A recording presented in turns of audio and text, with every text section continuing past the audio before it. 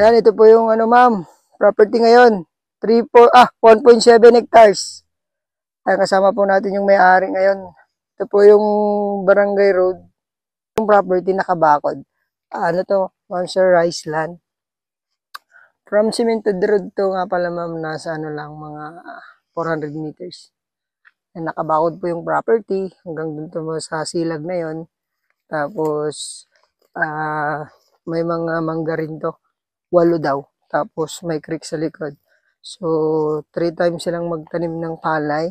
Pero sabi ni Kuya, ang sinusunod na tinatanim niya ay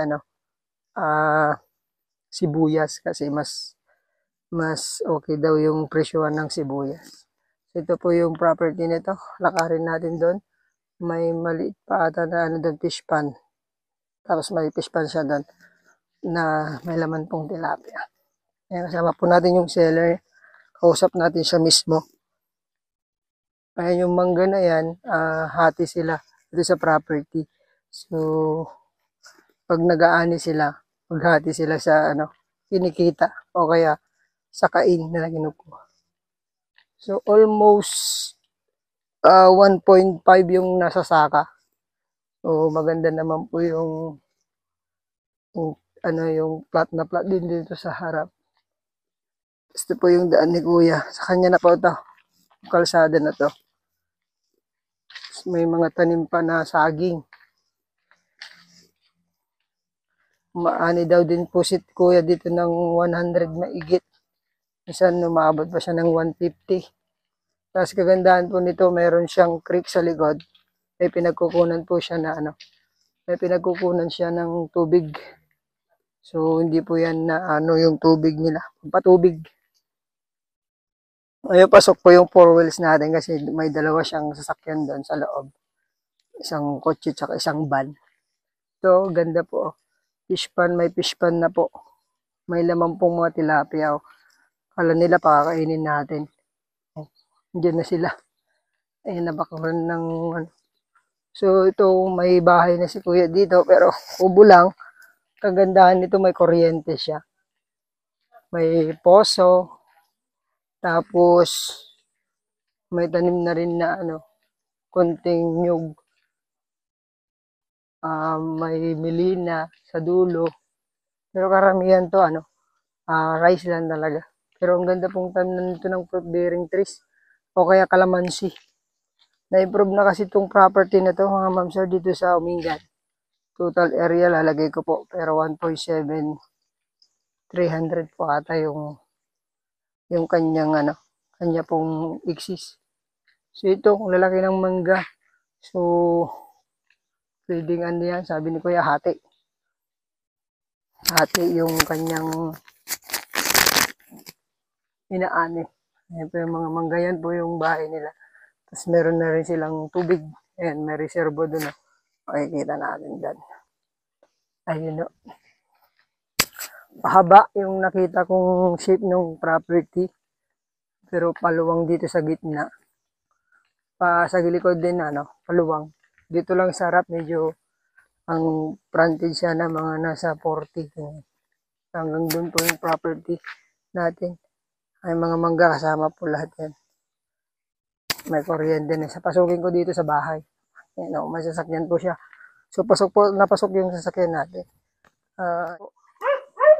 Dito sa likod ng bahay nila.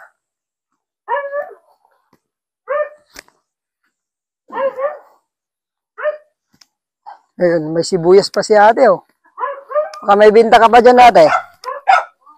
May sibuyas. Ayun, reservoir ng tubig. Ayun. May suha. May bunga yung suha. Kung may stock kaya ate sibuyas. Ayun, may lagayan pa ng sibuyas si ate dyan Sila po yung may-ari. May CR na rin. Mayroon ng ito may poso sila doon. Kasama po tong bakon dito natin. Rice land. Kasama po yung rice land. Ganda dito, tahimik tapos kakaroon ka ng peace of mind. Walang mga marites. Medyo malalayo yung bahay dito pero nakaka-relax. Bahay pa si ate doon sa sa labas. Maraming property si ate. Ito tayo sa may side. Ayan o, ganda po. Ganda ng bulos ng ng palay.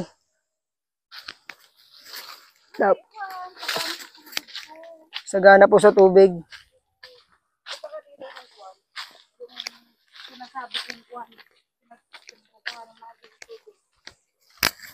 Ayan. Tingnan po natin lahat para may puso si ate. Mabait. Ayun, may creek siya doon. Ay, may sirguelas. Maraming sirguelas to, tay. Ate, sirguelas. Tapos, may santol pa. Santol, oh. Tapos, tapos milina, ang gaganda na, oh. Lalaki na. Pwede nang anihin. Ay, ito yung pinabakho nyo para lumalim. Pagkunan ng tubig. Ganda, oh. Hindi na po mawawalan ng tubig. Tapos may generator na rin si kuya. Dito, sila ate. Iwan ko kung kasama na yan. Kasama na ba yan, te?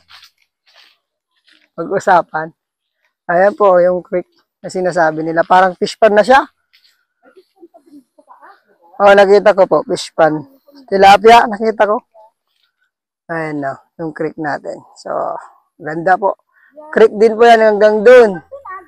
Oh, dire-diretso siguro mga nasa 100 meters yung nakadikit. Hindi lang po. Oh. May mga langka din. So, punta po tayo sa taas. Maganda tong property nila, ate. Maganda. Na-improve na talaga. Kasi ito noon, hindi pa po. Ganito noon. Nung 5 years na kami na. Nandito. Dito, yan. In-improve namin. Ang linis din dito. May bayabas din po. Meron pa doon. So marami palang fruit bearing din to. Tapos ang ganda po nung location ng bahay ni ate. Ito. Ayun. Dire-diretso yung trek na yan. Dire-diretso pala talaga. Talagang Kung pasawa ka. sawang magtanim po. May pagkukunan po ng natin talaga. Dito na po. Tinutur na tayo ni ate. Lalaki na. Ayan, nakabakod na. Yung isang mangga hindi nakasama tayo. Hindi na. Ito, nakabakod na po. Basta ang ganda. Ay, So, yun. Yung title nito, pangalan ng tatay nila. Extrajudicial. Nakapagkuhan naman na sila. So, ayos na daw po. So, tayo kay Sir at Ma'am. Usapin na lang natin sila ng personal. Ayan. Ito yung kalsada naman, kanila po yun. Hanggang dyan sa bakod. Ito yung kulungan ng kambing, oh. May bahay na ng kambing, mga manok. Ayun, may kulungan ng manok. May istakan pa ng sibuyas. Ayan. Oh, kambing-kambing. Pero wala na yung kambing. Ay, hindi po binta yung tora-tora. Pangsakas.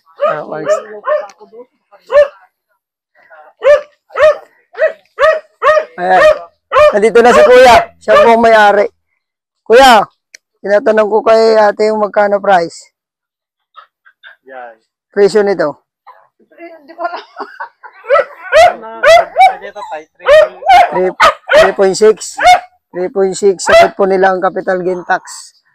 Ayan. Para malaman po ni Ma'am Ngasigod. Para Ayan. Para alam na natin. Kaya po kami, oral siya sumabat. Basta sure nga bayan. Ayan. So, dating 4M, ngayon na lang. Kaya 3.6. Ayun, sagot pa nilang capital gain tax. Tapos, siyempre, sa agent nila. Ayan. Sana po, ma'am. Ito po. Para makausap natin agad sila, kuya. Mababait po sila. Madaling kausap. Maganda yung property nila. Ayan, ma'am, maraming salamat po. magustuhan niyo po. God bless po sa ating lahat.